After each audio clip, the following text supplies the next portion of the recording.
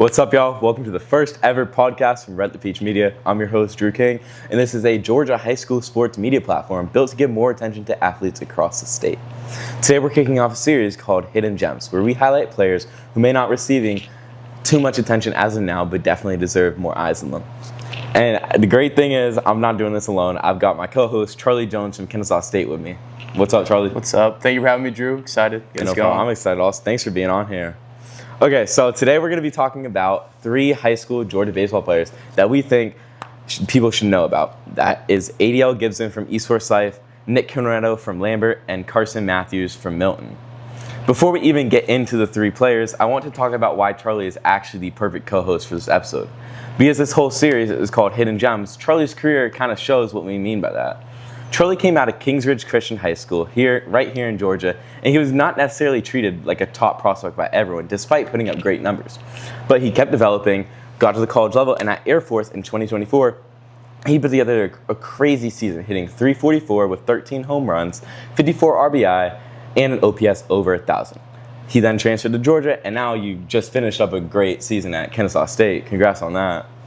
So, Charlie, when you hear us talking about overlooked players and hidden gems, you've kind of lived through that. What was your recruiting process like coming out of high school? I would say out of high school was definitely different compared to most. I didn't really get the PG grade everybody wanted, I guess, at my time. I didn't really have the platform that a lot of players have today. I would say my team was pretty good too. That was the only non-Power 5 commit.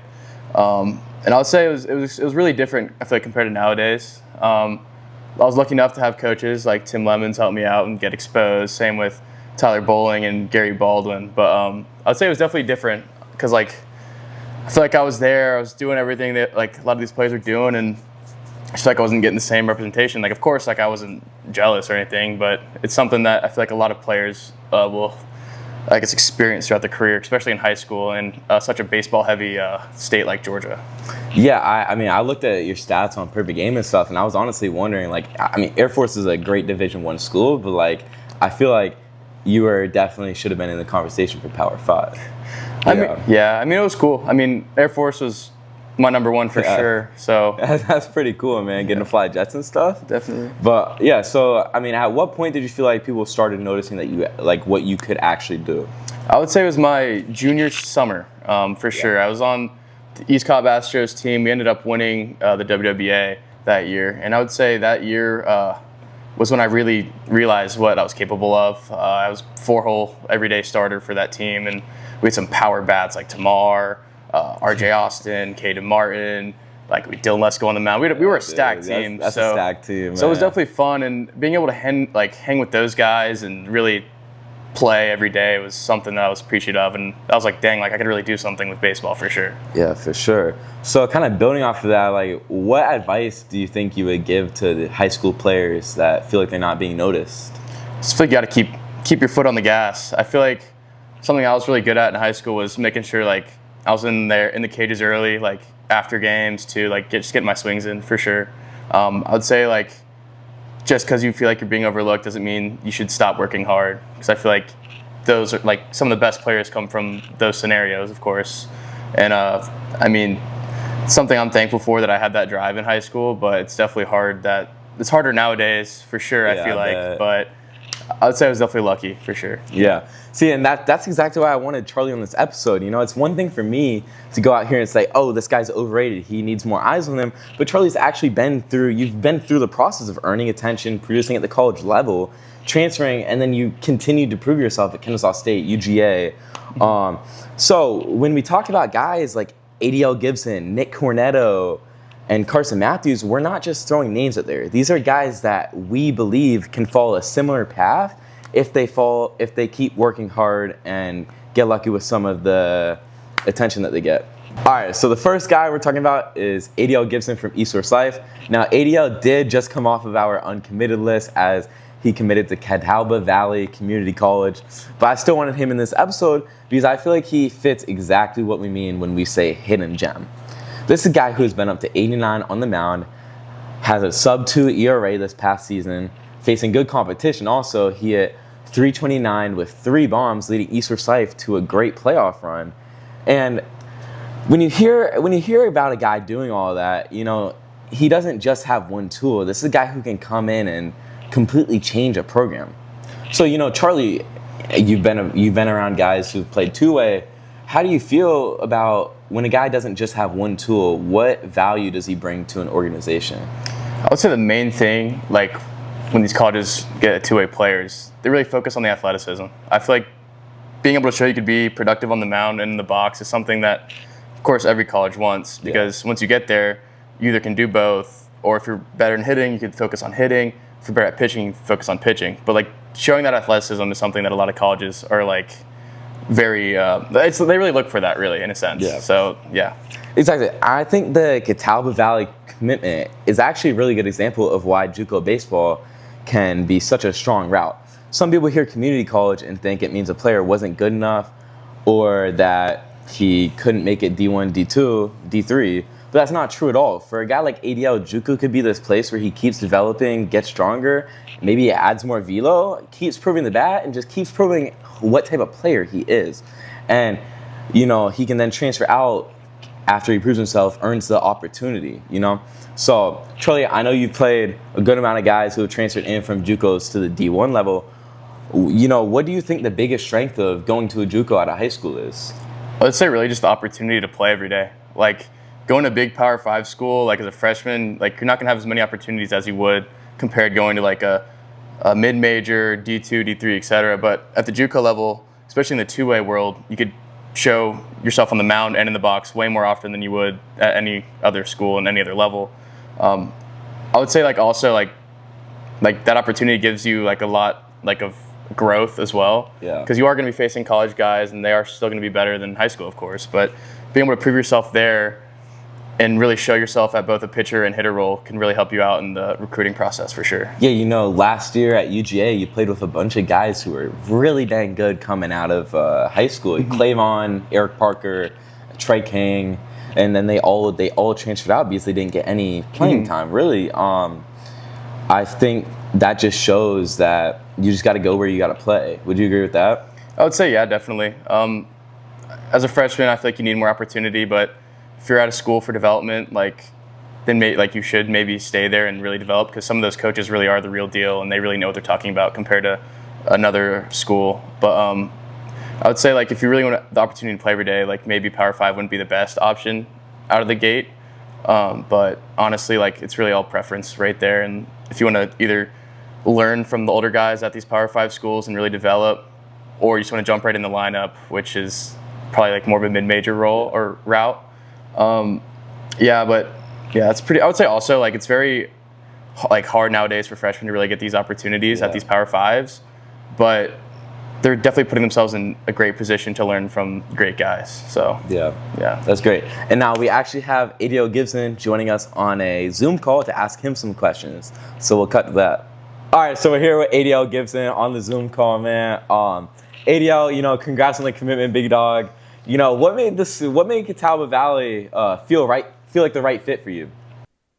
Hey, first of all, thank you, man. When I went on my visit down in Hickory, it felt nothing but home, the town, the coaches, and just the environment. It automatically made me feel like it would be a great place for me. But the biggest reason is that they're going to develop me into a better man and a better player. So. Yeah, I love that, man. So, you had an extremely strong year, part of the reason why we even met. And, up to 89 miles an hour, sub-2 ERA, great hitting stats. And then it wouldn't matter in the clutch. In the playoffs, you hit 3 home runs, propelling you out of, the first home Elite 8 in school history in any sport, man? Yep. Awesome. That's pretty dang special, man. So with that two-way player, right, which side of your game do you think has the highest ceiling? The side of my game I think has the highest ceiling would definitely be my pitchability. I feel when I get on the mound, everything stops, and it's just me against the world. I also trusted my off-speed pitches a lot this year, and I think continuing that will help me in the future and keep my ceiling even just grow even more. So, what's something you're going to work on this offseason to get ready for college? I definitely got to get in the gym. I feel that I'm too slim. I feel I got to get bigger, more mass on my body. I feel it'll give me more home runs, and big swings and give me some more velo, especially for my legs. So Definitely, yeah. Do you feel like you were overlooked during the recruiting process at all? I feel I was overlooked, but it's also a tough question. I feel both ways. I feel I didn't get noticed a good bit because I missed my junior year of injury due to injury. I tore my labrum. But I also feel like I didn't put myself out there enough. But I mean, the good thing is to come out of this is that I can use that as advice to younger players and just to put yourself out there more. And if you want to go to college, you really have to put yourself out there. It's not them coming to you. So, yeah, man, I love that. That says a lot. How was it like coming back from injury? Because I know injuries are. I've been hurt in college. I mean, it puts you back a pretty big step. What was your recovery process, and how did that make you a stronger player? For me, my recovery process was awesome. I did PT for about, I'd say 6 months, pretty long, but it was awesome. It helped me come back way stronger. I feel like I don't feel pain in my arm anymore. I feel like it's just soreness, obviously, but I seriously do not feel pain in my arm, and I just want to thank my physical therapist. But it's just awesome. It's awesome, and I'm very grateful to God. Like, He blessed me. Usually people don't come back from tearing their labrum and as strong as I did, and I'm just so thankful. Yeah, awesome, yeah. So, what do you want people to remember about your game, as you leave for college? Yeah, man, I want people to remember me as a guy they can rely on, not only on the field, but off the field, as a friend or just a good teammate. As far as skills-wise, I want people to remember me as a player that will always work hard and never give up. Never give up, no matter the circumstances or trials or tribulations. Just always keep forward for the team. Awesome. Yeah, man. Ariel, thank you so much for coming on here, man. That's big. We both wish you the best of luck next year, man. Hopefully, hit some bombs. Yes, sir. Yes, sir. Yeah, thank you so much, man. Thank you for having me. This is awesome. I hope this podcast goes boom. Hopefully, that's the goal, man. Yeah. All right, Thank bro. you so much. I'll catch you. I'll keep up with you, Thank bro. you. Thank you. All right, so the next guy we're going to be talking about is Nick Cornetto from Lambert. Nick is a 2027 right-handed pitcher and third baseman, and he's still uncommitted. When you look at the numbers, this is one of the cleanest pitching resumes you're going to find in the state of Georgia. This season, Nick went 6-3 with 1.57 ERA in 44 and 2/3 innings. He struck out 45 hitters, had a 1.11 WHIP, and maybe the most impressive stat, he only gave up 1 or less runs in 9 out of 10 starts that he had. That's not just luck. That's pure consistency. When you have a guy giving your team a chance to win and a chance to be competitive in every single game that he's pitching in, that's huge for a program. And college coaches should be taking notice of that. Charlie, you hear all these great stats. What stands out to you in that? I would say the main thing that stood out to me was consistency there. That's what baseball is being consistent. And I feel like that's something that is extremely hard. It's easier said than done, of course. Something I've struggled with is consistency, I feel like, throughout my 4 years in D1 baseball. But I would say being able to find a way where you're consistent every day is something that will make you an amazing player. And clearly this kid's unreal. Those stats are just not something you hear every day. Yeah. So I would say the fact that he's found that so early in his career is something that is going to bring him through the rest of his career for sure. Exactly. I think the biggest thing with Nick is he doesn't just have projectable arm written over him. He's already shown the production. A lot of players, you see the potential frame or velo, and those things, they do matter. Mm-hmm. Don't get me wrong. Yeah. But it's not just like Nick, he's just a tall kid who has a lot of potential. He has the production to back it up with the ERA, the WHIP, and the consistency.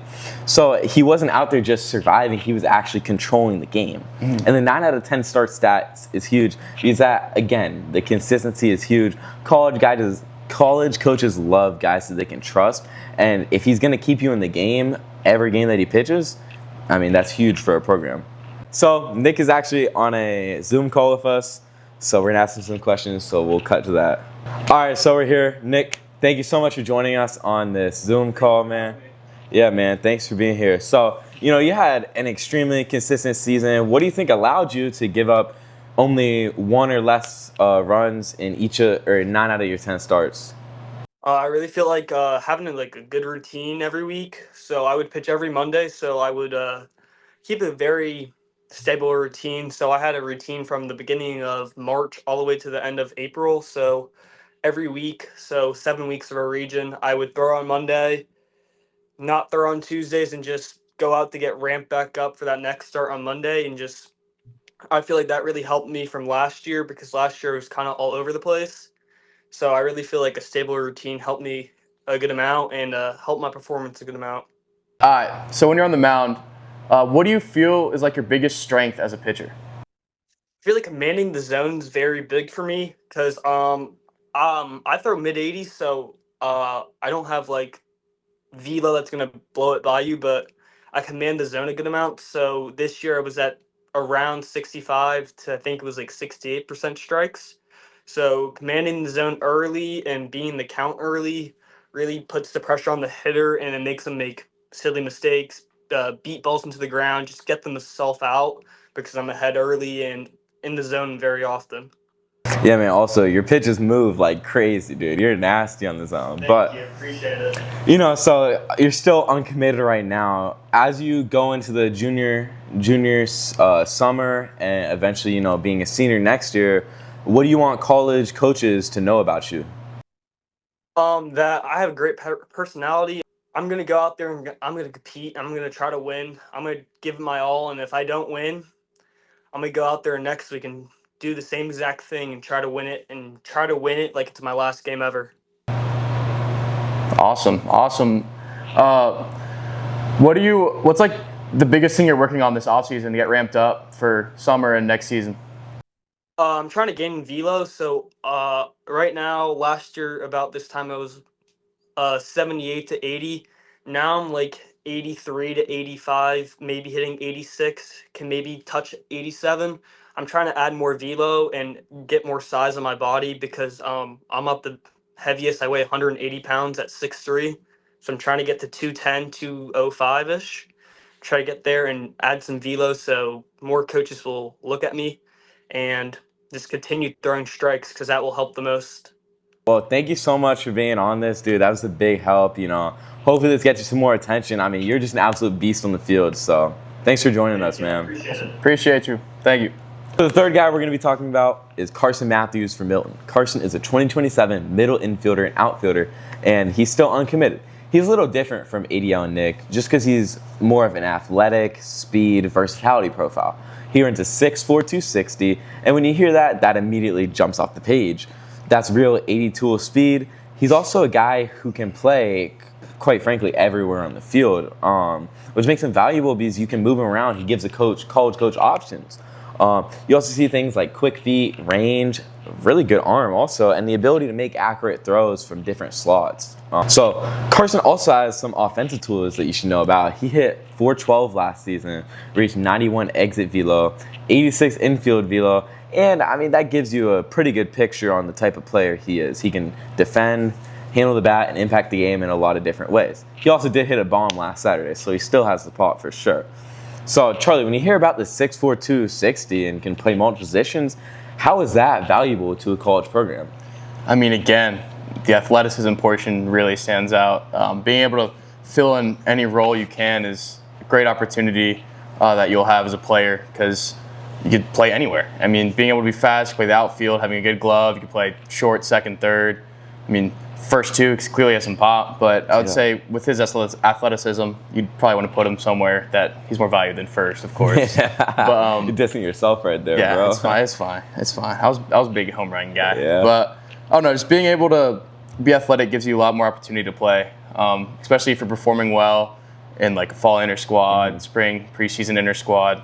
They're going to find a way to get you in the lineup, and if you just have that defensive athleticism to you and that speed, like, you will be in the lineup somewhere for sure. So that's huge. Exactly. I mean, not every recruit has to be that huge velo arm, big power bat. Sometimes the guy who can run, defend, move around, put pressure on the defense, like that's a lot of times the guy who can help you win. And that's what makes Carson interesting. He has the tools to affect the game even when he's not hitting home runs. He can steal bags, take extra bases, cover ground defensively, and give a lineup energy, be that spark plug type of guy. So, Charlie, you've had the chance to play with a bunch of speed guys throughout your time. Chris Cole and Cooper Williams at KSU. How does having a speed guy in the lineup impact the game? It's crazy. I would say in college sports, speed guys definitely get overlooked compared to like how they used to. I feel like Chris Cole is possibly the fastest person I've ever seen on the baseball field. Yeah. I've never seen more infield hits, never seen more bunt for hits, beating out ground ball. It's ridiculous. And I think that's overlooked because college baseball now highlights the homers and like the hard hits, the gappers. I mean, but being able to like produce for your team, like being able to lay a bunt down and get on first and like be a leadoff guy like that, like that's something that is severely overlooked, I would say. And it's impressive, honestly. And I think being fast is something I wish I was because I made more infield singles and maybe laid more bunts down. But I would say it's definitely something. Didn't do much of that. Yeah, No stolen bag attempts at KSU. No, this year, zero. No, not me, not my style. But yeah, definitely something that is overlooked in nowadays game for sure. Yeah, and we also have Carson joining us on the Zoom, so we're gonna go ahead and cut to that. All right, Carson, thank you so much for joining us on this. You know, you had a great season at Milton. Y'all kind of destroyed Johns Creek in that game one when we played y'all. But so for people who haven't seen you play yet, how would you describe your game?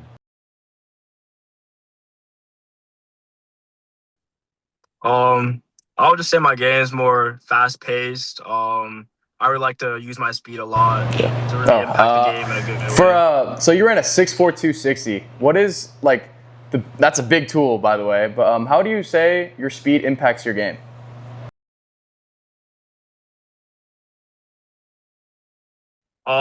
I would say my speed allows me to make the difficult plays more routine. Maybe help me stretch a single into a double. Maybe steal a base or two. I would say my speed just really helps me make the simple plays or make a routine play. What part of your easy game for do you me. think is the most underrated?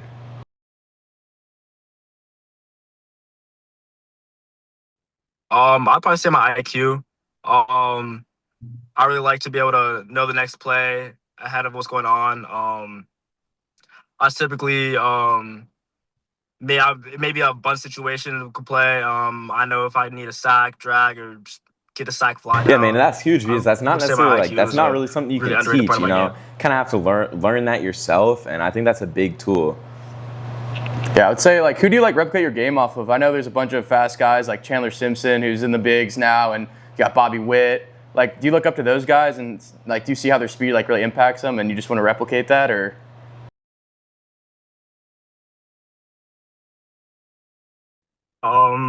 I would say Chandler Simpson. I really like how he's not really a power guy. He just likes to hit the ball on the ground. He knows his job. He knows his role. I just say his speed is kind of his whole personality. Yeah, man, like I the like that. Rays, I mean, they're embrace that talented, myself but as a like player. they're not the greatest looking team on paper. But boy, those guys just have speed and they'll get the job done. So you know, Carson still committed right now, going into a big junior, summer, senior season. What do you want college coaches to know about you?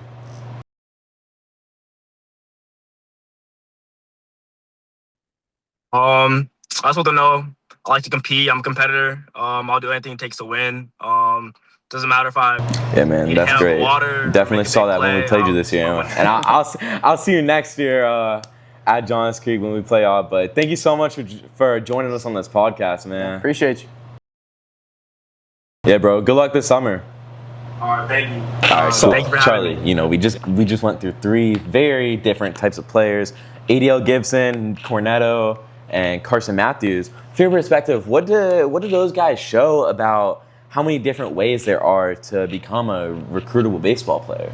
I would say it shows how, like, versatile baseball is. I mean, all are good at different aspects of the game, and that's something that, of course, a lot of colleges will look at, and they all need to take account whenever they really, like, recruit these guys, because baseball is way more versatile than people think. It's not just a pitcher and a batter. It's speed, tool, arm, defensive. It's crazy how much goes into baseball, actually. But I would say, yeah, these guys really showed, like, how you can be successful too. Like, they all seem to be competitive, and they all seem to really have a drive that not many high school athletes have nowadays. And I would say it was very eye-opening, of course, to see how it's still continued, like, in high school.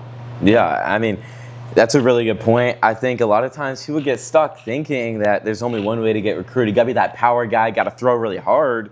But these guys all bring something very different to the field. ADL has the two-way, Nick has the mound consistency, and Carson has the athleticism and versatility.